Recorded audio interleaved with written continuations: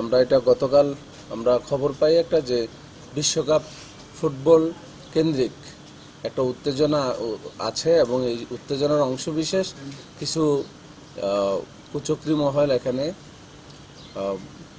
সন্ত্রাসী কার্যক্রম ঘটাইতে পারে এরকম একটা ইন্টেলিজেন্স আমাদের কাছে ছিল। তো এরকম ছিল যে এখানে কিছু অস্ত্র ব্যবহার হইতে পারে। তো সেই সূত্র ধরে আমরা গতকাল শহরের রামচন্দ্র মণ্ডলপাড়া গ্রামস্থ রামচন্দ্রপুর মণ্ডলপাড়া এখানে আমরা একটা অভিযান পরিচালনা করি এবং যে অস্ত্র সাপ্লায়ার তাকে আমরা ধরে ফেলি এবং সেখানে তার যে কাঁধে ছিল একটা ব্যাগের ভিতরে আমরা 2টি বিদেশি পিস্তল পাই এবং গুলি পাই ও ম্যাগজিন পাই এবং তাকে আটক করি।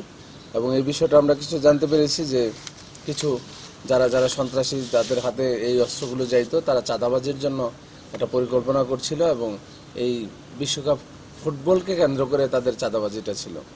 তো এইটাকে কেন্দ্র করে ছিল, কিন্তু আগে থেকেই তারা চাঁদাবাজি করে আসছিল। তো এইটাকে কেন্দ্র করে তাদের চাঁদাবাজিটা আরও জোরালো হওয়ার একটা ভূমিকা ছিল, সম্ভাবনা ছিল। এই অস্ত্র তারা ওই চাঁদাবাজিতে ব্যবহার করার সম্ভাবনা ছিল।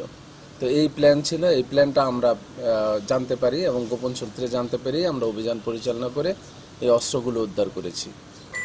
আপনারা জানেন যে অস্ত্রগুলো সাধারণত অস্ত্র যার কাছে থাকে সে সাপ্লায়ার হয়, সাপ্লাই আনে এক জায়গা থেকে, ব্যবহার করে আরেকজন, তারপরে ব্যবহার করে আবার কিন্তু আরেকজনের কাছে দিয়ে দেয়।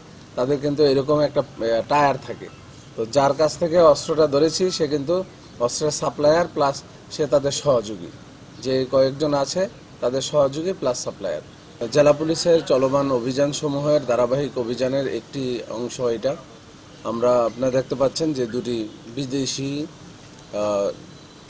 পিস্তল এবং 2 রাউন্ড গুলি আর 3টি ম্যাগজিন আছে।